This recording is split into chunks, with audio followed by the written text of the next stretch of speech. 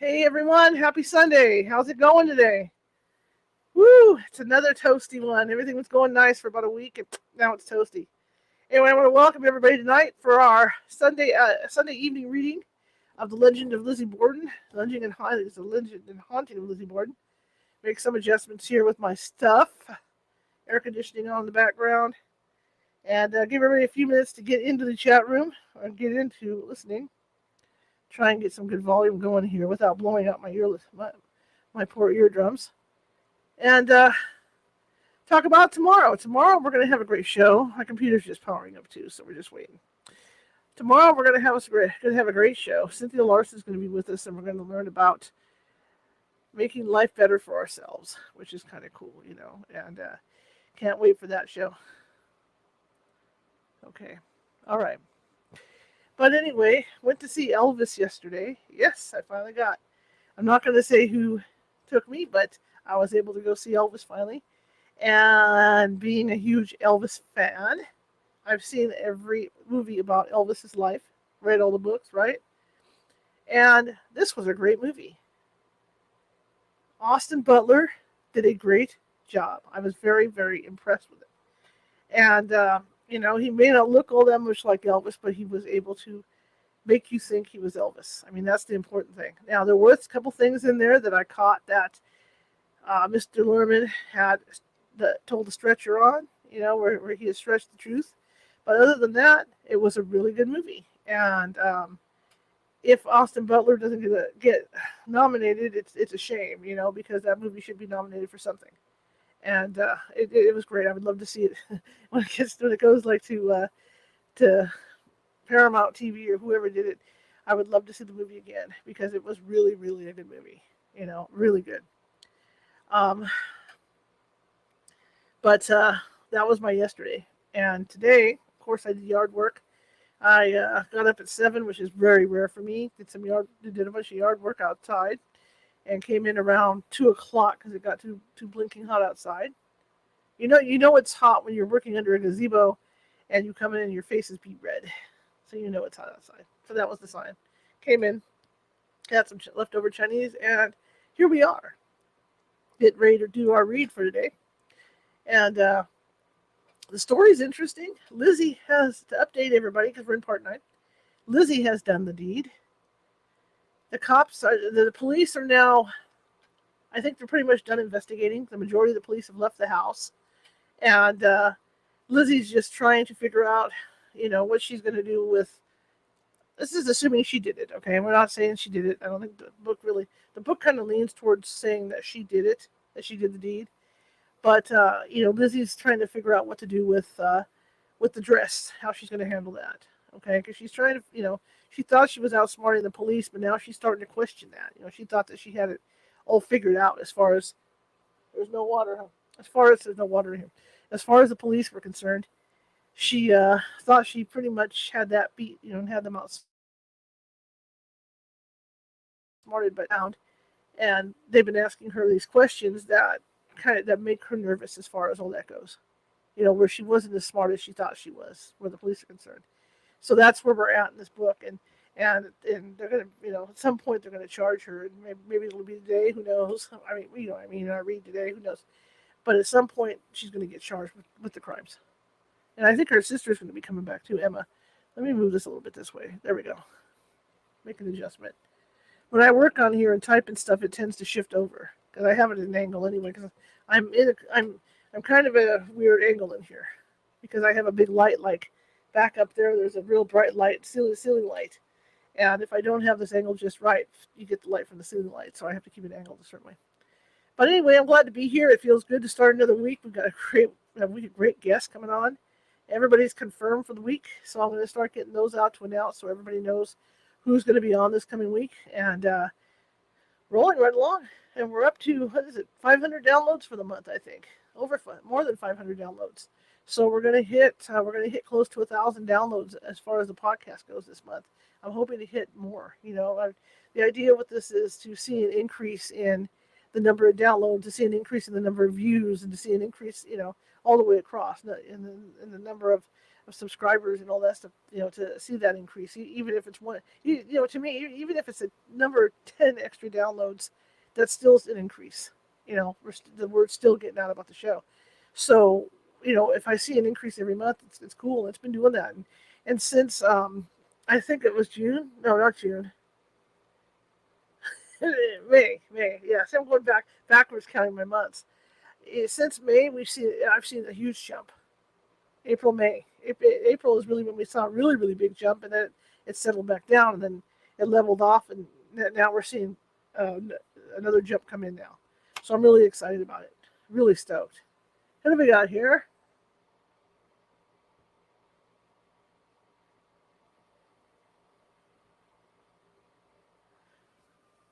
Hang on a second. Let me read this real quick.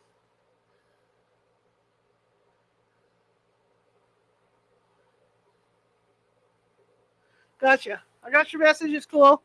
I'll talk to my producers about it. Thank you.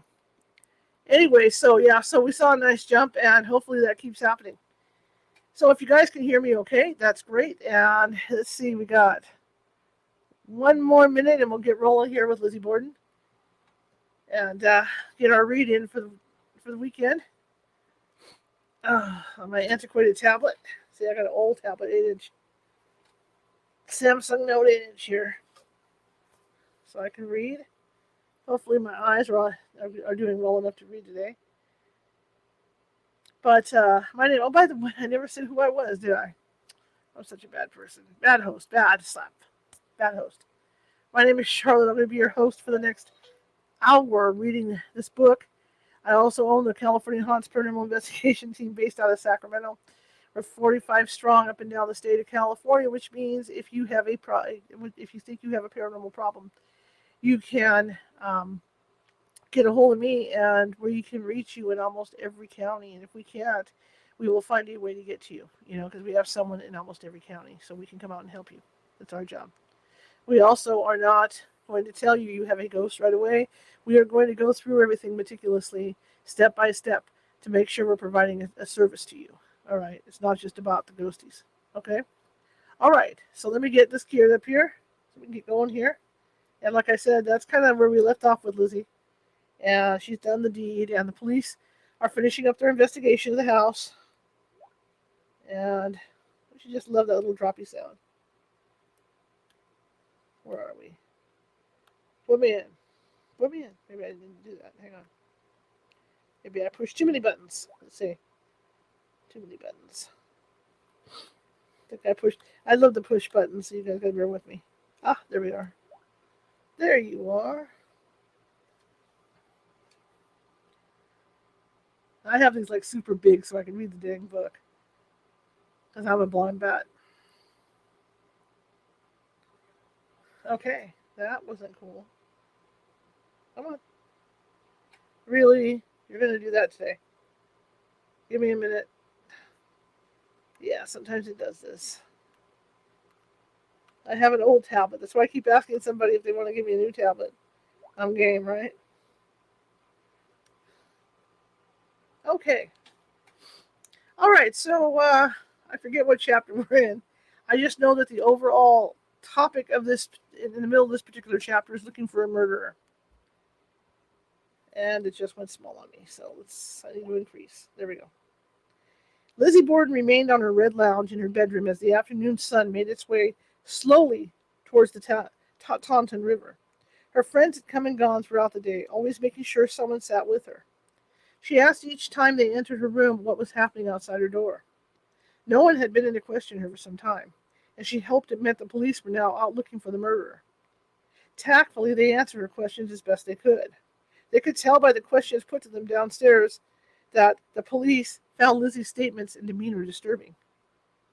Her friends didn't need to shield her from the knowledge that Abby's body had been removed from the guest room next door. Lizzie had heard the voices of the men carrying Mrs. Borden past her door as they tried to navigate the tight curve in the stairway, grunting beneath their burden. She is gone now, Lizzie thought with relief, as the voices descended the staircase. She will be gone from this house, my house, and Emma and I will be free. Minutes later, as her friends brought her tea and comfort, she noticed the strain about them. Something was happening downstairs That was upsetting, something they wanted frantically to keep from her. Although the voices from the sitting room had risen in muffled waves through her bedroom floor throughout the day, Lizzie had tried to distance herself from the image of her father laying there dead, separated from her only by carpet, wood struts, ceiling plaster, and space. She did not realize they had laid him out on a perforated board and cut him open.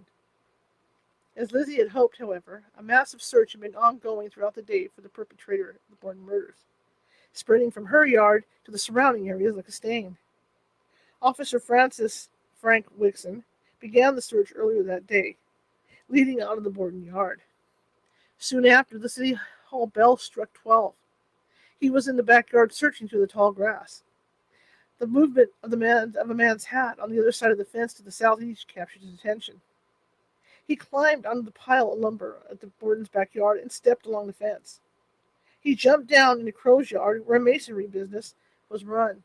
The yard was filled with odds and ends, lumber and weeds. A barn sat near the fence, a pile of lumber west of it. 20 to 25 feet from the fences separating Crow's yard from the Kelly house, south of the Borden's yard, stood a man sawing lumber near the pile. His back was to the Borden property. Officer Wixon approached him and asked him a question. The man did not understand and replied in French. Two other men were there. One, John Denny, a stonecutter, stayed back closer to 3rd Street that Crow's yard abutted. Wixon asked them if they had seen anyone that morning or heard anything from the Borden house. They said they had not, and seemed surprised to hear about the murders. Patrick McGowan worked for Crow's Masonry. He was in the stone yard that day working. At one point, he walked over to the fence where the Borden and Chagnon properties met at the northwest corner of Crow's yard.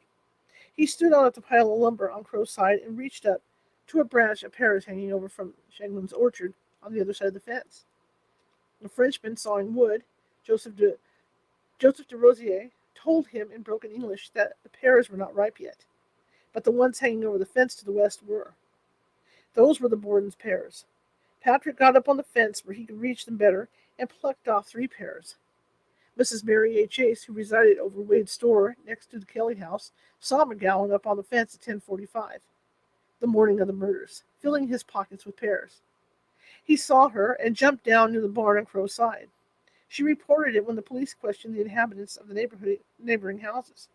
It was Patrick McGowan's luck to be caught pilfering pears from the yard of a house where 2 brutal murders were taking place, not far from the time he was there. Due to this, he lied, stating he left Crow's yard by 10 that morning. Dr. Chagnon's pear orchard sat behind the Borden back fence to the east.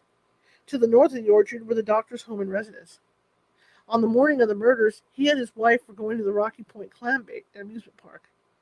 Officers Harrington and Doherty went to the house to question the people there. They spoke to Dr. Chagnon's assistant, John Norman, who told them he was at Bowenville during the forenoon, driving the doctor and his family to the train station to catch a train to Pawtucket, Rhode Island, at 10:45.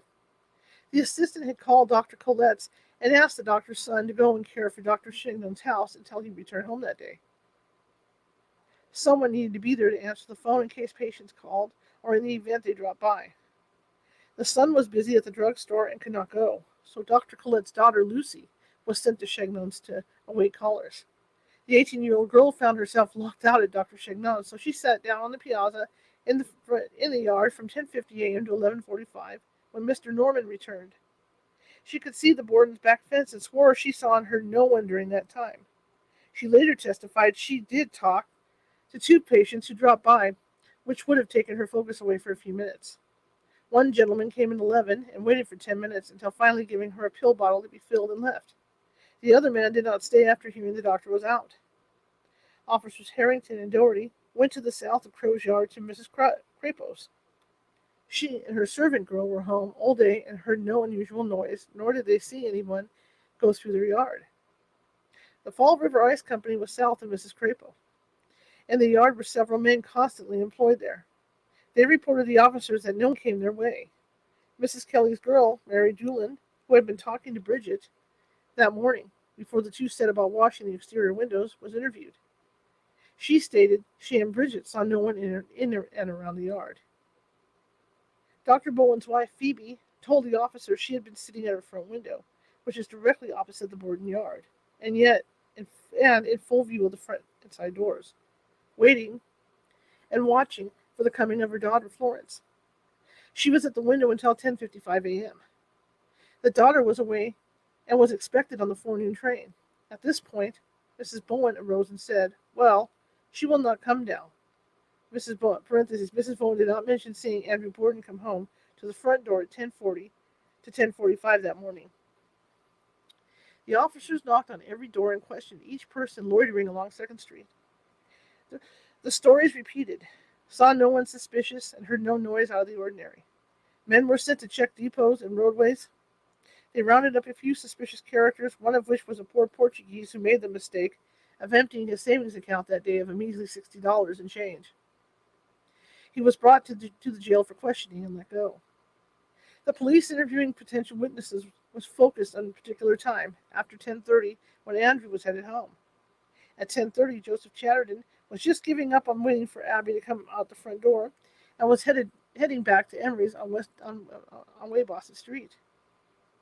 If the officers had asked questions concerning an earlier segment of time that morning, they may have garnered more information about the clandestine meeting that resulted in the elderly couple's murders. Each witness's statement they jotted down had timestamps of 10:30 or later, moments after Lizzie Borden came around the side of the house from the backyard, after hurling a hatchet over the east fence. Some did report seeing Bridget washing windows between 10 and 10:30. Parentheses. If Lizzie had gone into the backyard only 15 minutes later that morning at 10:45 and stood on the woodpile at the southeast corner of the yard, she would have come face to face with Patrick McGowan reaching for the pear branch where she stood. Lucy Collett, sitting only 40 feet away on the piazza of Dr. Sheglin's house, would have seen an arm flinging a hatchet in a crow's yard. Bridget would have finished the windows at that time as well and witnessed Lizzie returning to the house. The planets had aligned for Lizzie Borden that day. End parentheses. In a scene reminiscent of Mayberry, the good people of Fall River had gone about their business that morning. Frederick A. Pickering, number 8 Forest Street, was on 2nd Street and saw nothing. Mark Chase was around the express company's stable, opposite the Borden house all forenoon. He wandered back and forth to Wade's store next to the Kelly house several times between 10:30 and 11:15, and saw nothing suspicious. Wade's store seemed to be the place to be for those in no particular hurry on that hot morning. Leander A. Wilson had been loitering there when Mary Wyatt, the woman living over Dr. Bowen's, told him and several others within earshot about the crime.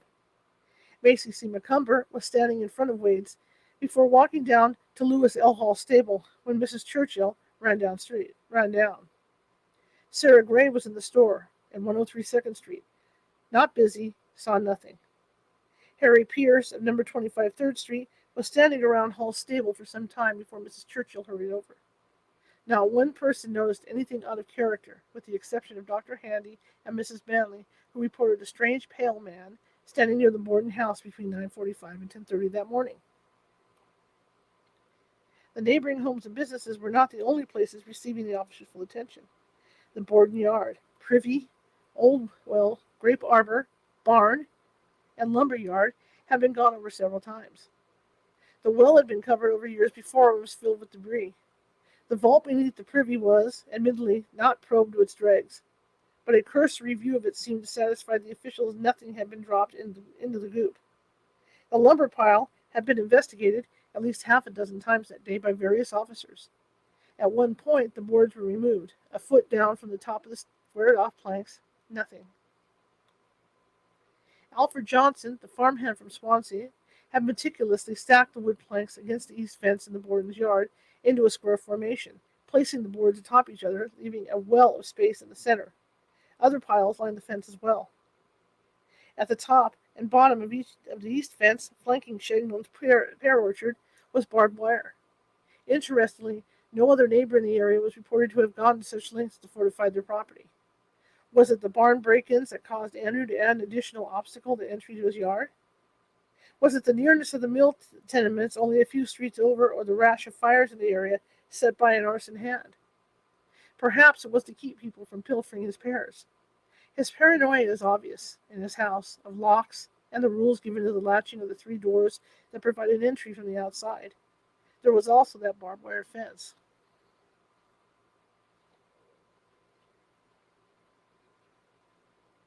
Chapter 22, Thursday, August 4th, 1892, evening. Emma arrives home. Emma Borden rode through the town of Fall River in the rear of a rented hack. The train had arrived at the Bowenville station on time, and she was now headed home. Her small valises rested beside her on the seat. She worried a loose piece of yarn from the carpet bag pressed against her hip as the buggy passed the family buildings of South Main Street. Thoughts of Dr. Bowen's telegram ran through her mind, telling her that her father was ill and she was needed at home. Not Abby, her father. What did it mean? As they approached Pleasant Street, she noticed clusters of people hurrying toward Borden Street. It must be another fire, her tired mind thought, as it seemed there was always one starting somewhere in the city. She tipped her head and cast her eyes upward through the buggy window. No smoke appeared above the treetops and rooflines.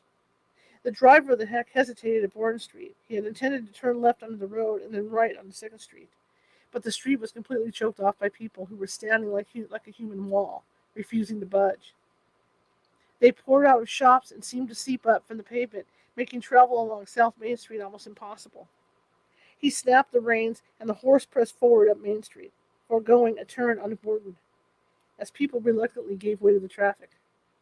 By the time the hack turned left onto Spring Street, Emma's heart began to race. She could see that the wave of motion was toward 2nd Street. Shouts of murder came into the buggy as invasively as a horde of wasps. She felt dizzy and terribly, terribly frightened. Several hours earlier that day, her father had walked along this very street on his way home for the noon meal, and to find out what had happened to his wife, who had not shown for a very important appointment. This rush of strangers had eradicated his last footprints. The driver came to a stop at the corner of Spring and 2nd. Crowds blocked the way. Up ahead, he could see policemen frantically trying to keep them to the sidewalks, but there was no room. There had to be close to 1,000 people jockeying for a view of the green house 4 houses down on the right.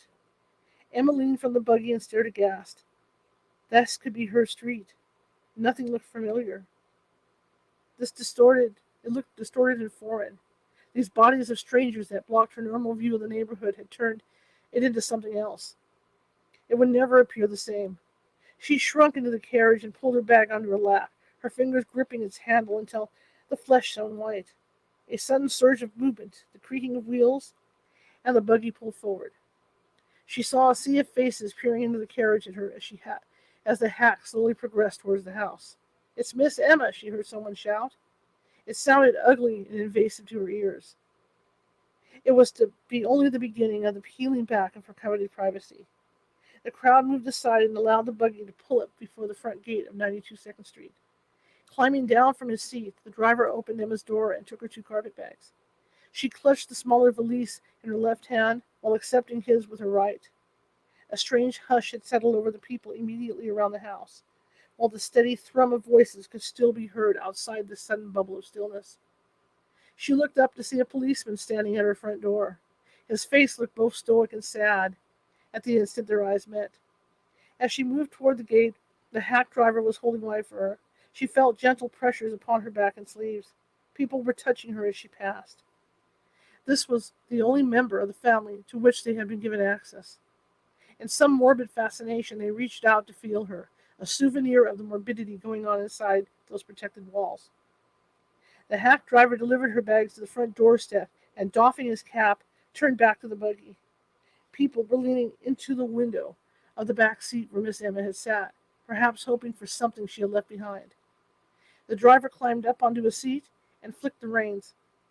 In deference to the carriage that had borne Emma home, they made way for him to pass the short distance to Borden Street. In his head, he was already rehearsing the story he would tell at his supper table that night. He had driven Emma Borden to the murder house. He had carried her bags. The tolling of 5 bells rang out over the housetops, each tone seemingly more deep and sonorous as the one preceding it. 5 bells, 5 people who had lived within the walls of that austere building. 2 of those people were now dead. their bodies lying on the other side of the front door. Emma stepped into the front hallway and stopped. Mrs. Holmes had been told she had arrived and was waiting for her at the bottom of the front stairs. The doors of the parlor and sitting room were closed, turning the entry into a small box, but the stairs only the way out. She took a step toward the sitting room door, but Mrs. Holmes had her on the arm and stopped her. She was led instead to the stairway, where her younger sister Lizzie waited above.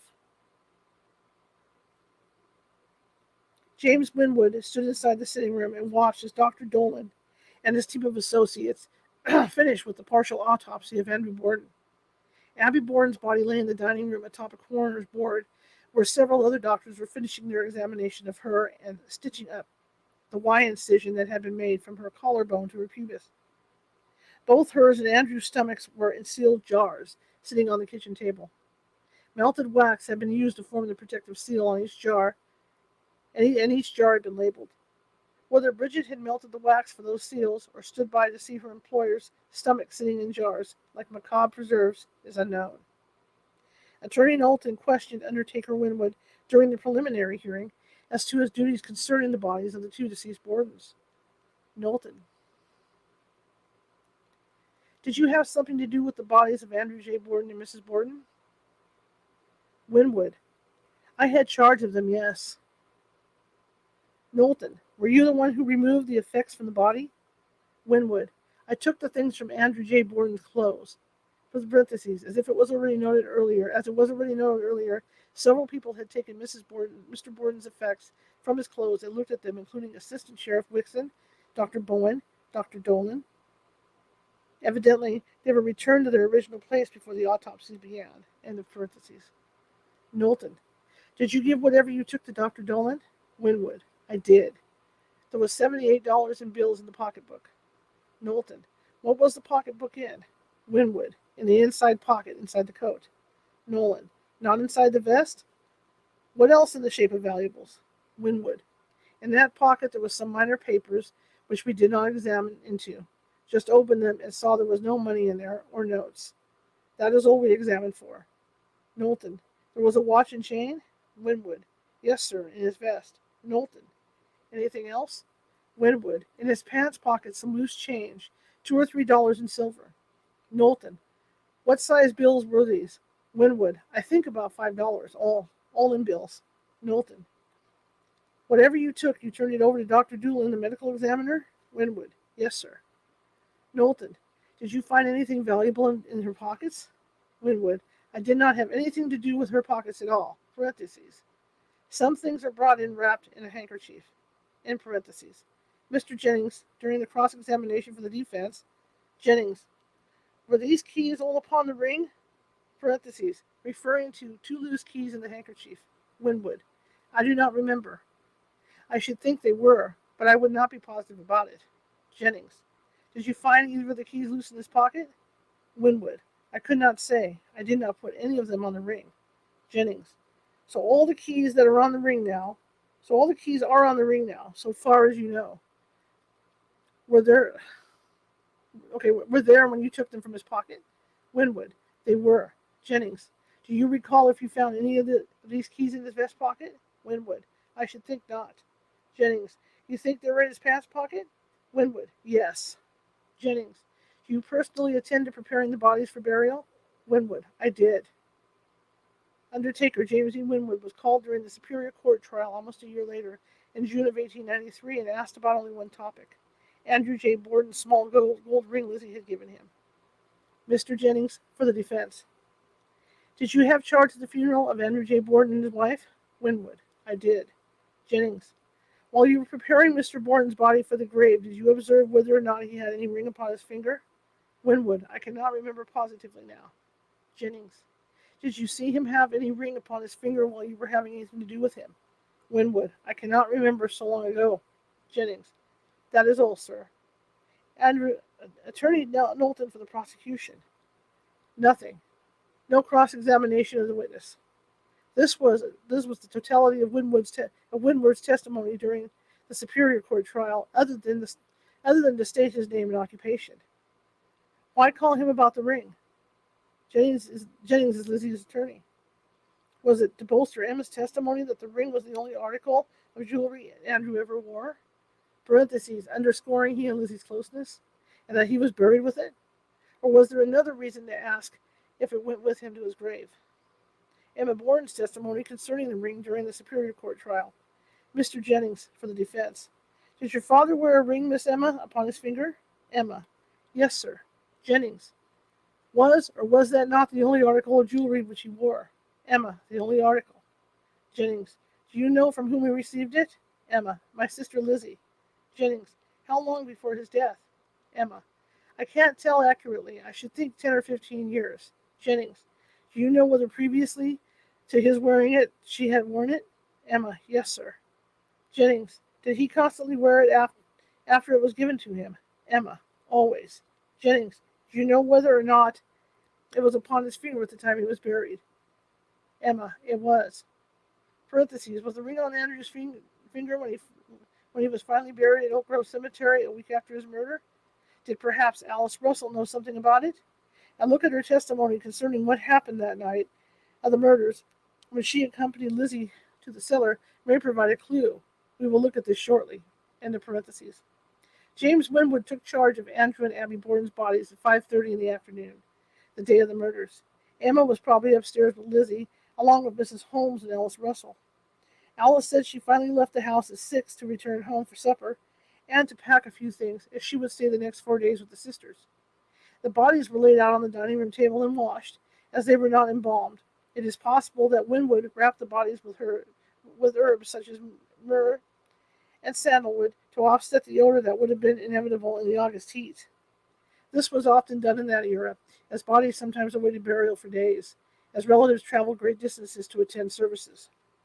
Typically, there was a rush to have the burial performed within 2 days of the death. It was also a custom in the late 1800s to place the bodies within a cooling tent on nickel-plated boards. This helped keep the remains packed in ice frozen for a time.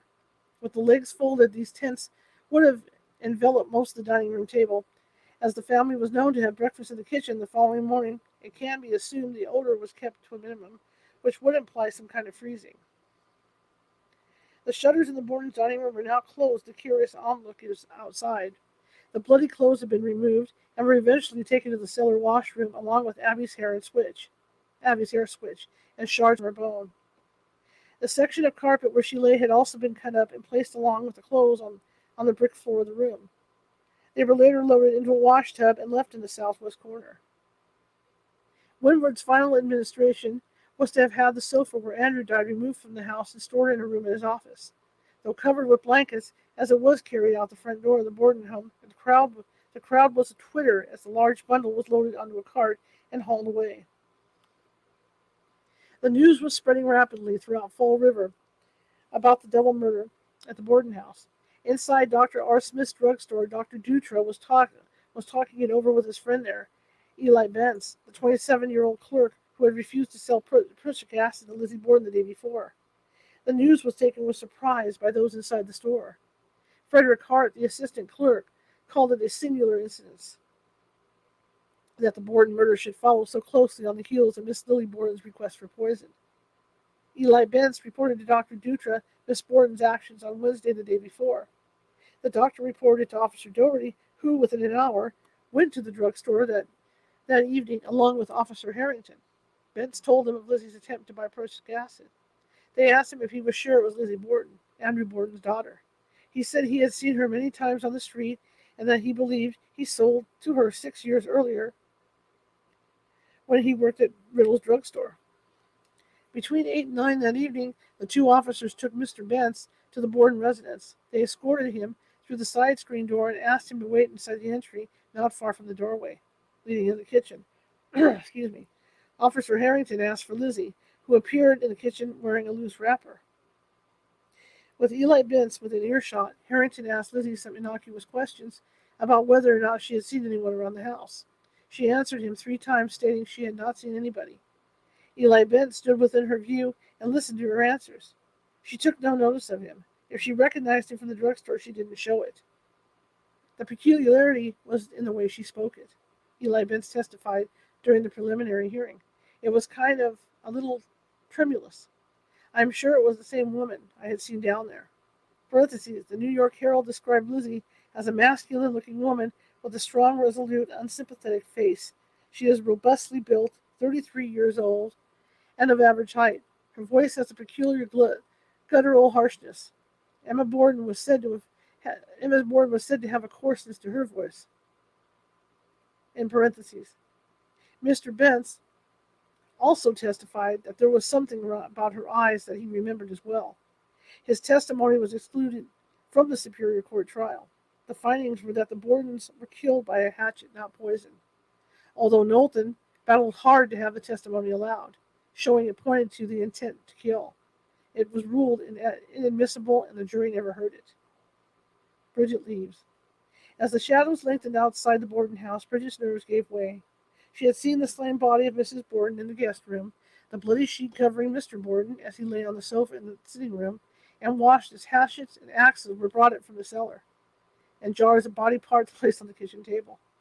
She had been questioned, her few personal possessions gone through, and had been given the dubious honor of tour guide for a myriad of police officers throughout the day. Bridget was invited to spend Thursday night across the street at the Southard Miller house.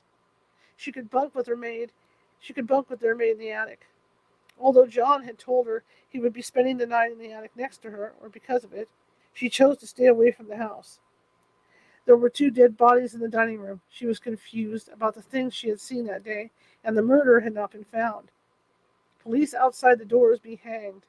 It was more than a young Irish maid could deal with. She packed up a few things and was escorted across the street. The door of the guest room was judiciously closed. The room sat in darkness. Abby's blood on the bed frame, dressing bureau, and wallpaper were the only reminders that she had been there that day. A large rectangular piece of missing carpet where she had lain was a testament to her final resting place within the house. John Morse would take the attic room near Bridget's. The heat in the upper story would not, the heat in the upper story would not be the only thing that would keep him awake that night. Lamplight in the darkness. The crowd on 2nd Street had diminished somewhat. 3 police officers had been placed around the Borden house to keep watch and stop intruders from entering the yard. Those tenacious onlookers who stood along the sidewalk and tried to view the windows of the house from every angle were relegated to only the occasional view of a moving lamplight through the closed shutters. At 8:30 p.m., Alice Russell walked through the kitchen to the back screen door, where Officer Hyde stood watch. She told him the family was now going to bed, and if he needed anything, he could knock, and she would come. She closed the wooden door and locked it. Somehow, it did not make her feel any safer. She felt as if she was locking her own security outside, away from her. She passed the closed door to the dining room and shivered. Without success, she tried to imagine it as if she had always known it, a nice room, with flowered paper, a table draped in linen, and small touches of warmth and homeliness. Her nervous mind instead served up images of 2 bodies lying in the darkness, shrouded in white sheets. Alice entered Lizzie's room from the front stairs landing, her lamplight playing across the closed door of the guest room.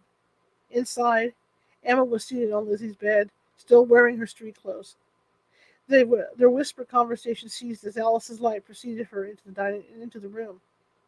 Lizzie rose from where she had been seated on the lounge. Both sisters looked worn, their faces aged in the lamplight. Emma appeared to be somewhat in shock. Her eyes had a vacant stare to them. It was only her tightly gripped hands and pressed lips that betrayed the emotion she was trying to control. She had only had a few hours to register that both her father and mother and Abby had been butchered, and that they were still within the walls of the house. Lizzie watched her sister's face for some indication of what she was thinking. Alice went through the now open door in Lizzie's room that led into Abby and Andrew's bedroom. She would sleep there, nearby in case Emma or Lizzie needed her. She looked at the bed where the slain couple had slept, and her nerve threatened to desert her. She could see their impressions in the pillows. The police had merely looked over and under the bed that day, leaving it basically the way Abby had made it that morning. Her simple toiletries lined the dressing case. Alice stepped to the open door of the room that housed the safe and a few furnishings. Abby's dresses hung from pegs along one wall, most of them practical in their makeup, only 1 or 2 made of fancier fabric. A faint smell of lavender wafted from them. She turned to see Lizzie watching her through the open connecting door. Quickly, Lizzie turned away from her and pulled aside the red curtain hiding her toilet area in her bedroom. She picked up the slop pail and poured her dirty wash water from the basin into it. Emma went into her room and returned with her basin of water that she had used to freshen herself. She poured it into Lizzie's pail. As Alice added the water from the basin in her room, she said to Lizzie, "I'll take that down." "No," Lizzie said, "I'll take it, if you'll carry the lamp." If Alice assumed they would take the back stairs leading out of Andrew and Abby's bedroom to the kitchen below, she may have been surprised and chagrined to see Lizzie head off toward the front stairs. This would take them through the sitting room to the kitchen. Her father's blood was still on the walls, doors, and carpet. She could only follow Lizzie down the stairs, her heart pounding. The sitting room door was closed. Lizzie opened it and stepped through. Alice followed her into the room. Hurriedly, Alice walked through the dark room, her hands shaking. To her left was the closed door to the dining room, where her friends' bodies were laid out. She and Lizzie reached the closed door of the kitchen, opened it, and stepped through. Officer Joseph Hyde, who was in charge of the north side of the house, keeping an eye on the backyard, saw something shimmer across the window glass of the kitchen on the east side. He stepped closer and watched as Lizzie Borden came through the open sitting room door into the kitchen with Alice Russell directly behind her carrying a kerosene lamp. The light lit their faces in an eerie halo as the two seemed to float through the darkened kitchen. They walked to the cellar door just inside the back pantry and started down the stairs. Once again, Alice must have been confused. There was a sink right there in the kitchen with running city water. Why go to the cellar? It was only dirty wash water that could be poured out in the sink. All she could do was hold the lamp and follow. Officer Hyde made the following report of the two women's movements as they descended into the dark cellar. "I was standing at the east side of the house. Miss Lizzie and Miss Russell came out of the sitting room. Miss Russell was carrying a small hand lamp. Miss Lizzie had a toilet pail. They came through the kitchen into the entryway, down the cellar stairs, into the cellar. Miss Russell, she stood at the foot of the stairs with the lamp. Miss Lizzie went along the north side of the cellar to the water closet and emptied the slop pail. She came back from the water closet into the wash cellar to the sink, and I heard something that sounded like water when she got there. She returned from there to where Miss Russell stood, and they came upstairs, went back through the sitting room, through the kitchen, into the sitting room. It was 15 minutes to 9. A few minutes after, perhaps 10 or 15 minutes, Miss Lizzie came out of the same door of the sitting room door into the kitchen in the same way down into the cellar. She came into the wash cellar and she puts her lamp onto a table on the west end of the cellar. She comes over to the east end of the house where the sink is and stooped down opposite to the sink. What she did, I don't know. She was all alone. It didn't take her above 2 minutes before she went upstairs again." Mr. Moody, for the prosecution during the Superior Court trial. "At that time, was there anything else in that wash cellar?" Hyde. "Yes, sir. There was the clothes that had come off Mr. Borden and Mrs. Borden." Mr. Robinson, for the defense. "Now, were there any other officers in the yard that evening?" Hyde. "Yes, sir. Mr. Ferguson and Officer Minahan. I was on the east side of the house by the cellar door. One was on the north side, and one was on the southwest corner. John Minahan was on the west end, the street end. Mr. Ferguson was standing around on the steps on the north side of the steps of the front door. Neither of them were with me. I could see into the cellar through the window, the east window. I could see through the window on the southeast end of the corner. When Miss Lizzie came across from the water closet to the sink, Miss Russell was nervous then. She was hanging back over there by the stairs with a lamp, as though she would not go. She stood about 3 or 4 feet from the bottom of the stairs. She acted like she didn't want to go into the wash cellar. She seemed to be frightened, kind of shaking. She didn't say anything." Robinson. "Where were those clothes you spoke of?" Hyde. "They were on the south side of the wash cellar." Robinson. "How far were they from the sink?" Hyde. "Quite a ways. I should think 5 or 6 feet." Robinson. "Which corner did the sink stand in?" Hyde. "The sink stands in the southeast corner." Robinson. "Did you know where there was a door? Did you know there was a door under it, the sink, or not?" Hyde. "I believe there is a door to the sink." Robinson. "A door that opens and swings around?" Hyde. "Yes, sir." Robinson. You didn't see her do anything except you say she stooped down. Hyde, yes, sir. Robinson, had you seen that pail there with the clothes in it? Hyde, yes, sir. Robinson, and that pail was pretty near the sink, wasn't it? Hyde, yes, sir. Robinson, and then she took the light and went upstairs. Hyde, yes, sir. Mr. Moody for the prosecution then asked Officer Hyde, but where you stood, you could see into the sitting room? Hyde, I was looking through the kitchen window on the east end. Moody, then you could only see when the door was opened. Hyde, I could see only when the door was open. When Alice was questioned about the two cellar visits that Thursday night, she said she was not aware Lizzie had gone down a second time without her. As Mr. Moody for the prosecution is questioning her during the Superior Court trial, something very odd occurs. Alice surprises him by becoming vague as to what happened after she and Lizzie came up from the cellar on the trip down with the slop pail. Mr. Moody, did you go to the cellar again that night? Alice, no, sir. Moody, either alone or with her? Alice, no, sir. Moody, did you know whether anybody else went down cellar that night? Alice, no, sir. Moody, when you went upstairs, where did you go? Alice, I don't know. I think right upstairs. I think the second story, but I don't know. Moody, right upstairs. What do you mean by upstairs? On the dining room floor? Alice, no, the second floor. Still, I don't know. Moody, did anyone go with you? Alice, I don't know that. Parentheses. Emma testified she was hanging up her dress in the clothes press and dying that night. It appears she was getting ready for bed as Alice and Lizzie made their nocturnal trip. Moody, what room did you sleep in that night? Alice, what was Mr. and Mrs. Borden's room? Moody, do you remember when you parted after coming up from the cellar with Miss Lizzie Borden? Alice, no, sir. Moody, did you see her again that night? Alice, yes, sir. How soon after? Alice, I don't know. Moody, do you know where she had been in the meantime? Alice, I think she had been in her room. Our doors were open. Moody, were the doors open all the time? Alice, yes, sir, all the time, up to that time. Moody, up to that time. Alice, up to that time. Moody, well then, after that time, were the doors open? No, they were not. They were closed a short time.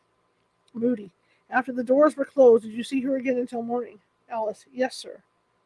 Moody, what time? Alice, after I opened the door. Moody, how long was that after you closed the door? Alice, I don't know for sure. I think 15 or 20 minutes. Moody, how long after you came upstairs was it before you closed the door between the two rooms? Alice, I don't know. Moody, can you give me any idea? Alice, I cannot. I don't know whether we went right upstairs or not.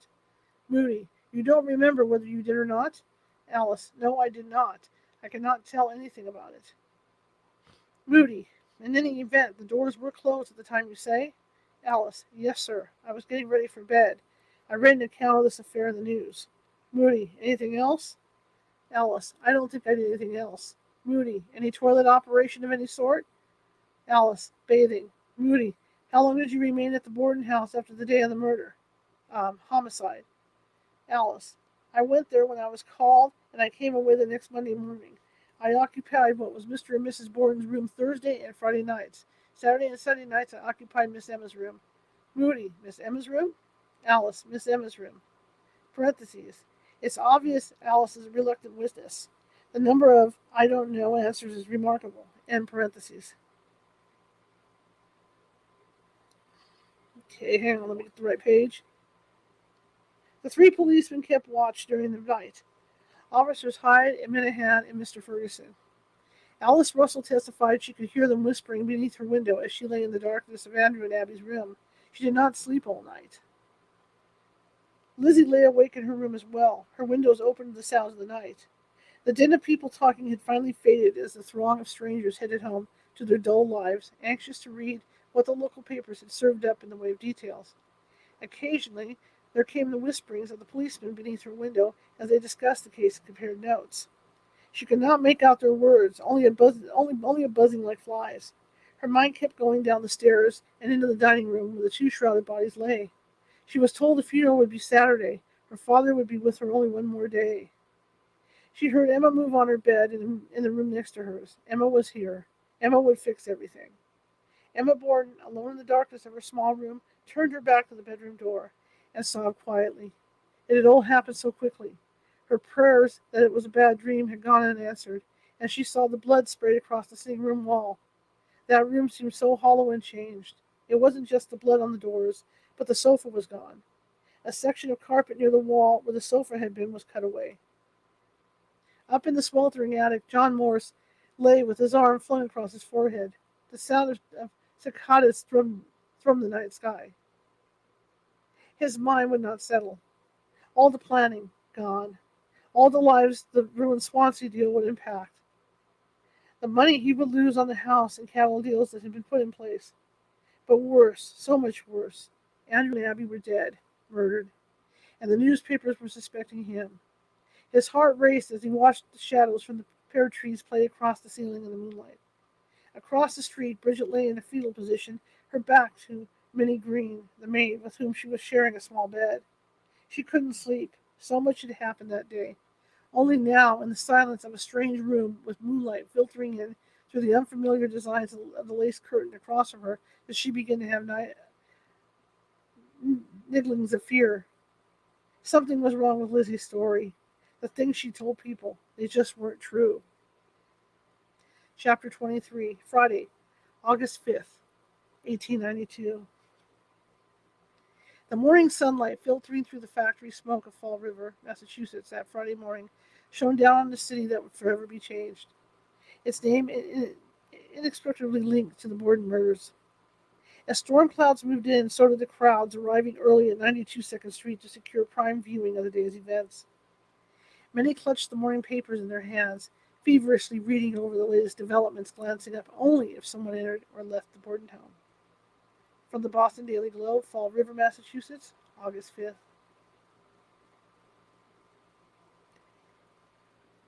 Let me look at this. Okay. Um, in the closely shuttered dining room of the Borden residence on 2nd Street are the bodies of the victims of yesterday's tragedy, which will tomorrow, with brief burial service, be consigned to the grave. At the front door is a police officer whose instructions are to pass no one into the house unless in authority, without the consent of the family. A second officer stands in a sheltered nook at the rear of the premises. Still, a third sentinel is at the outer gate. His duty is to help the sidewalk clear and open for travel. Help keep the sidewalk clear and open for travel. A crowd of men, women, and children are braving a severe shower this forenoon for the privilege of lingering on the street and watching the scene of the tragedy. Among them are officers in citizens' clothing who are instructed to shadow and follow closely any member of the household who may go out. Very little of importance has transpired around the house this morning. The family was astir at 6:30 o'clock, and about an hour later breakfast was served. There were the Mrs. Borden, Mr. Morse, and a lady friend of the daughters present. And from the statements of the servant girl, Bridget Sullivan, they ate but little and talked less. Miss Emma Borden, who was absent from home at the time of the tragedy, returned late yesterday afternoon.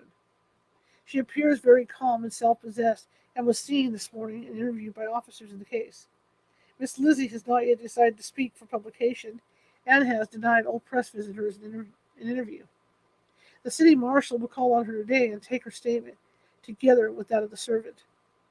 The details of the funeral have not been arranged as yet, but will be before the day ends. It is becoming well settled that there was not perfect harmony in the Borden household. It is said Lizzie and her stepmother never got along together peacefully, and that for a considerable time back they have not spoken. When seen this morning, however, Mr. Morse denied the story, saying Lizzie and Mrs. Borden were always friendly. Mr. Morse made his first appearance about 8 o'clock. He had a basket in his hands and was evidently on his way to a store. He walked down 2nd Street with a policeman at his heels, and soon after returned and went indoors. He came out later on another errand and again was trailed the sleuth hound of the law. Then he stayed indoors until noon. The writer has the assurance of the chief of police that no move will be made by his department until after the funeral tomorrow.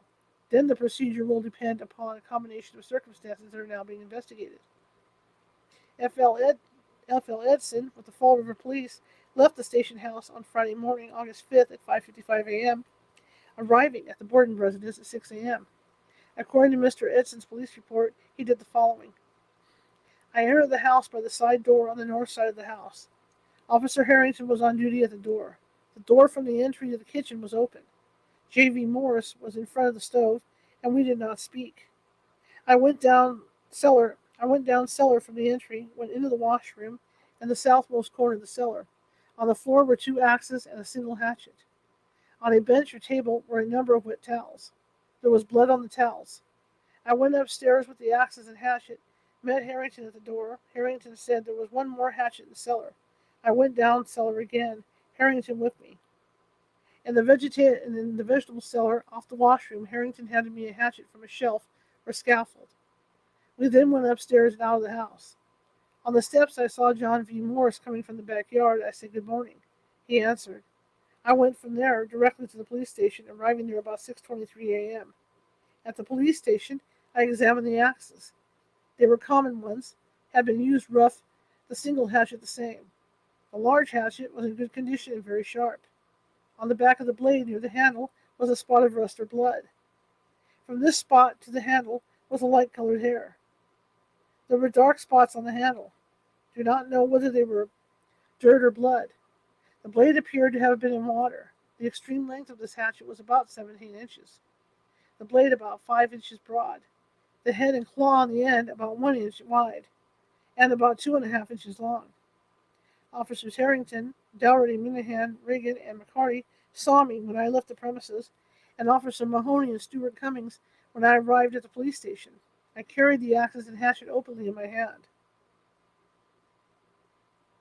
The reason for Officer Edison's detailed report and Veneman report of how the axes and hatchets were conducted to the station house is that John Morris claimed to see Mr. Edson stuffing the 4 tools into a brown burlap bag at the steps of the rear door as he came around the corner of the house from the backyard.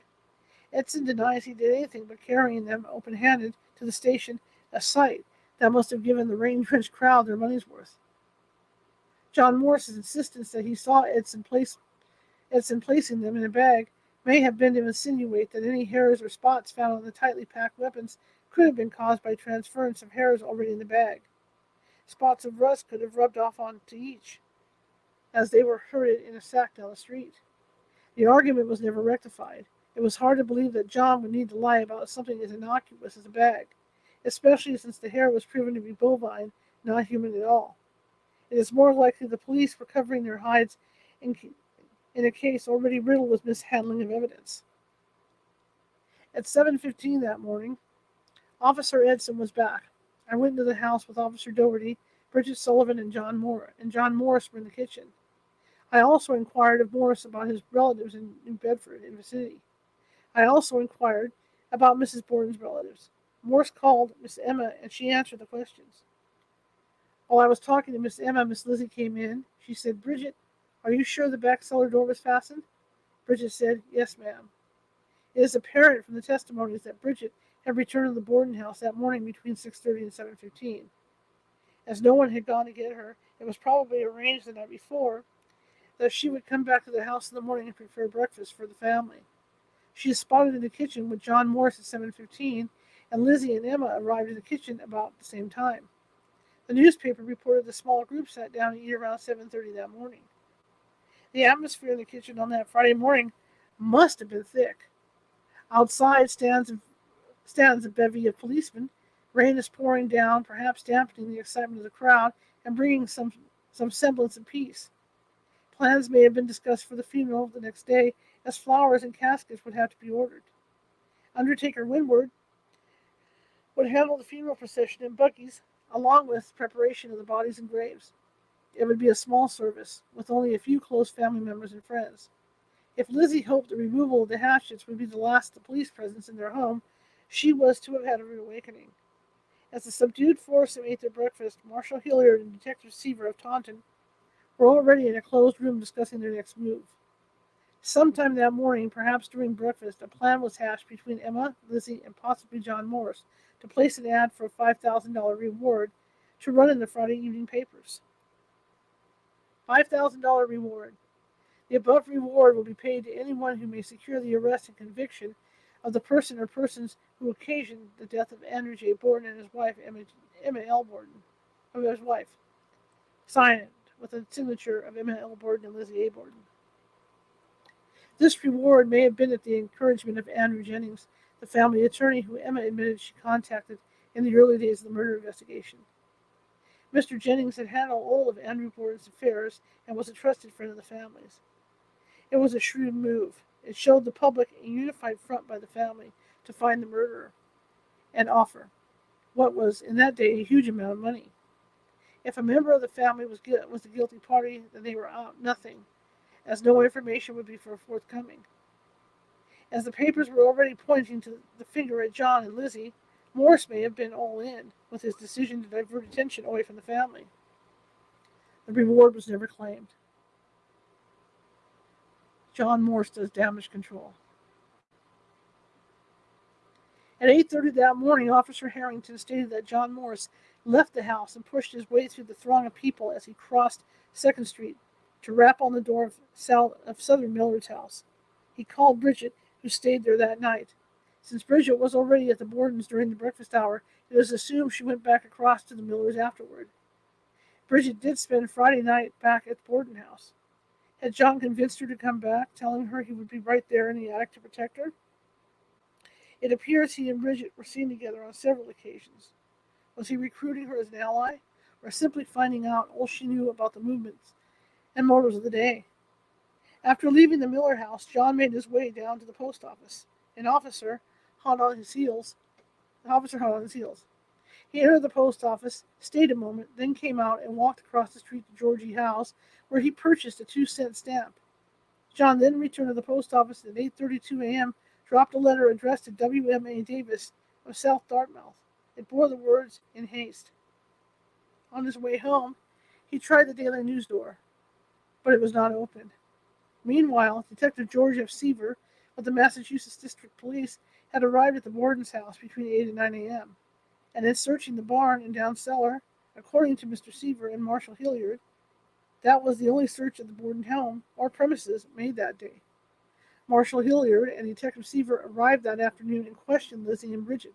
No record states what was gleaned from those 2 interviews.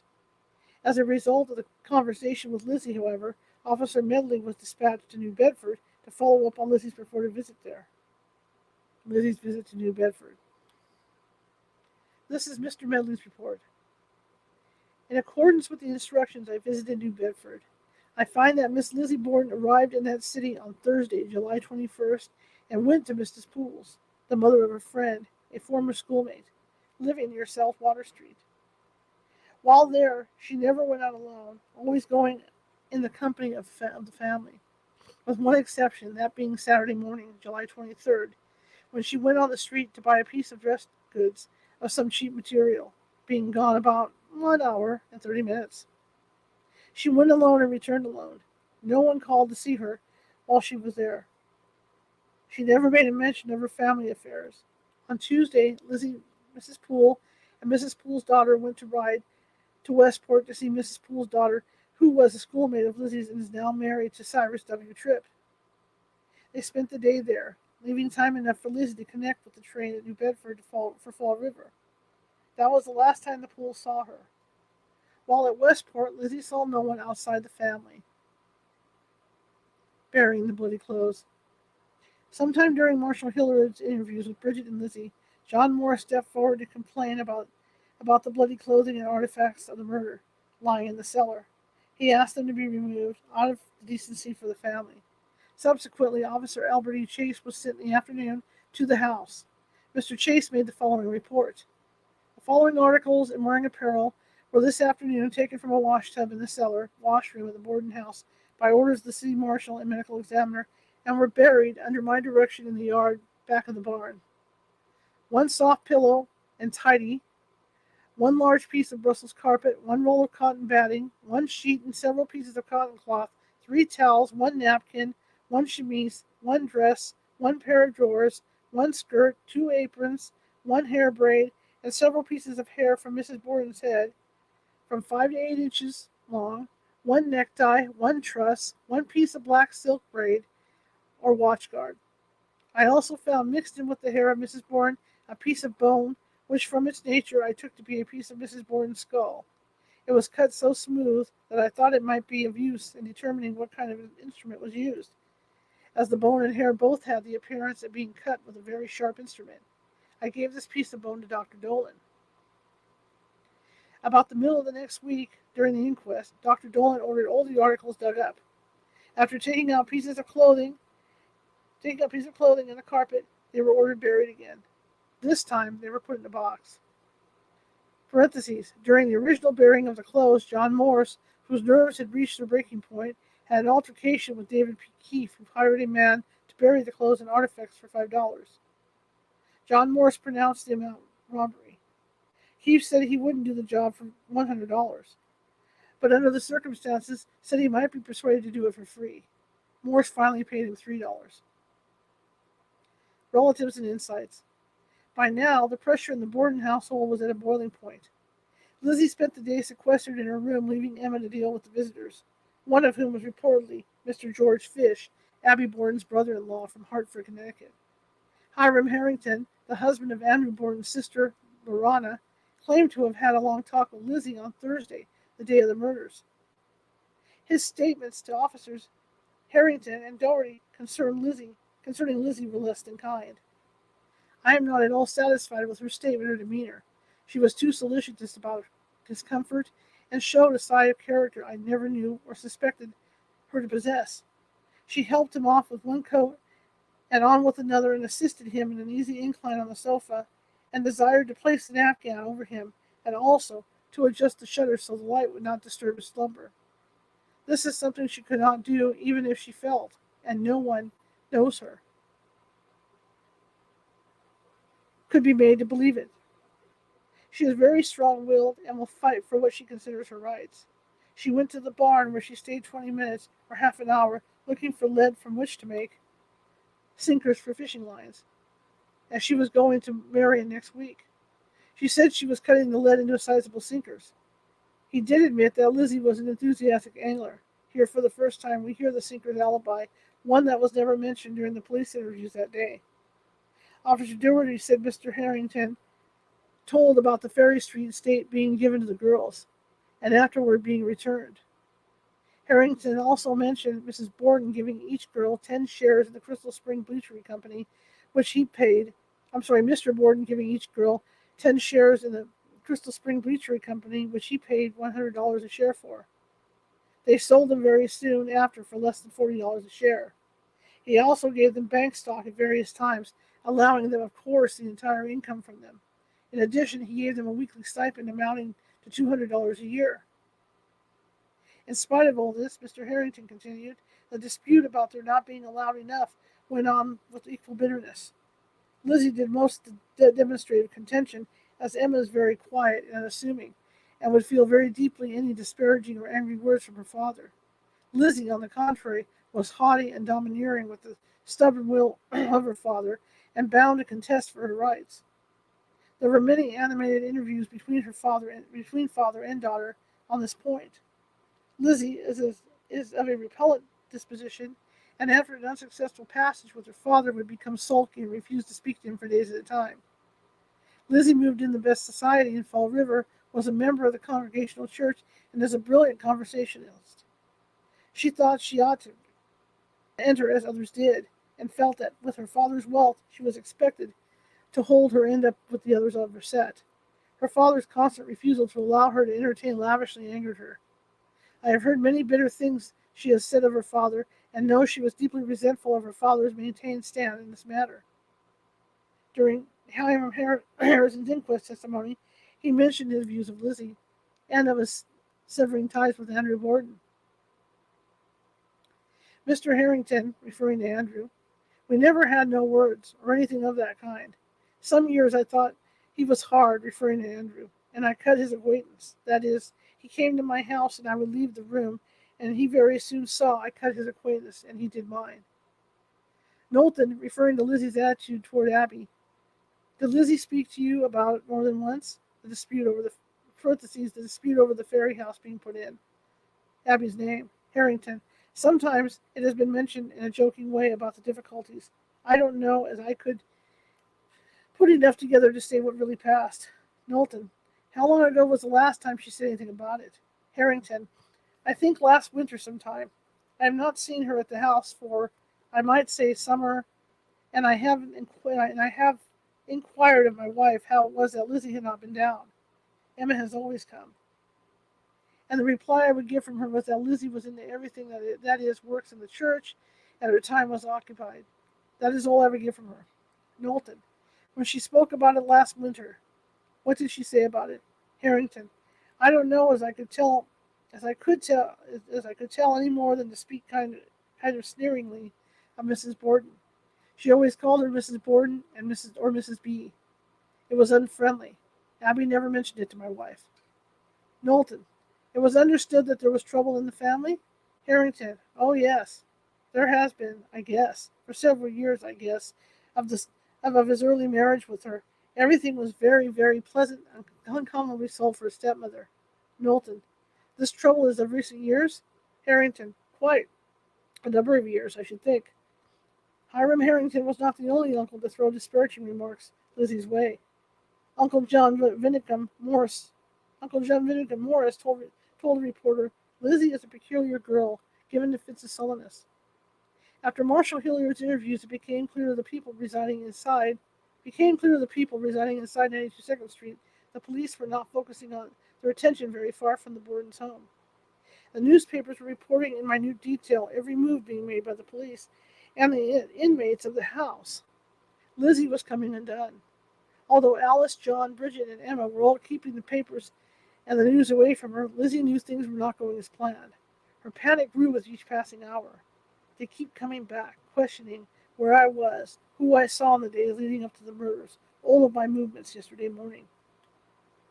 The freight train roared again inside her head. The room spun, and she finally snapped. Dr. Bowen was hastily sent for. Dr. Bowen arrived in Lizzie's room to find a woman whose nerves had completely unraveled. Knowing the bromocaffeine was no longer strong enough, he left her with a dose of sulfate of morphine, 1/8 of a gram. It was a low dosage, dissolved in water. It would calm her and perhaps steady her nerves for the ordeal of the funeral the next morning. John Morris was dealing with his heightened fear in another way. Sick of the invasiveness of the public, he acted out by locking 2 Boston reporters into the Borden's barn, who were helping themselves to some private snooping. Only after the men pounded on the locked door and threatened lawsuits did Morris let them out. They reminded him a $5,000 reward had been offered, and people were intensely interested in snooping out clues. He paced and made every effort to relay news back and forth to his friends in South Dartmouth, Fairhaven, New Bedford, and Westport. The going was rough, as his every movement was shadowed by a policeman. By evening, the people in the street outside the Borden home had grown restless. The papers were rife with suspicions concerning Lizzie and John Morris. Yet nothing seemed to be happening. The weight, the humidity, the rain, and the constant jousting for a good position had taken its toll on the crowd, numbering close to 600 people. Okay, well, that's it. It's 7, yeah. So we're done for this week. We'll continue next week, and we'll see where this takes us. So I want to thank you guys for coming tonight. I shut this thing down, and I really appreciate it. If you like this Sunday get-together, excuse me, thank you. All right, share it with 5 people. If you hated this Sunday get-together, share it with 5 of your enemies. Equal opportunity here. Please, if you're watching from Facebook, please follow. If you're watching from Twitch, please follow. If you're watching on YouTube, please subscribe. There's that little ghost in the bottom right-hand corner with the Sherlock Holmes hat on in the magnifying glass. That's our mascot. Hit that button. We've got more than 250 videos over there on different topics. We don't always do murder. We don't always do ghostlies. We do other stuff as well. And I'm sure there's something there for everybody. I'd appreciate you subscribing. And you see that ticker running along the bottom? That's because California Haunts is a nonprofit. What that means is that everything comes out of my pocket. So when we're out in the field, we take donations from people, to keep things going. buy equipment and stuff like that, just like the computers, the mics, everything you see here. That all comes out of my pocket, and also the internet bills to run this show, and all that other stuff. So if you could help me out a little bit, that would be great. I really appreciate it. You can do that at paypal.me at California Haunts, or if you prefer Venmo, just go to Venmo and type in California Haunts. I really appreciate the help. Bills are coming due, and I got to get this thing paid up. Anyway, I want to thank you all. I will see you tomorrow at 6:30 p.m., the usual time, with Cynthia Sue Larson, who's going to be talking about quantum jumps. So I will see you tomorrow, and I want to thank you all for coming, and have a nice night. See ya.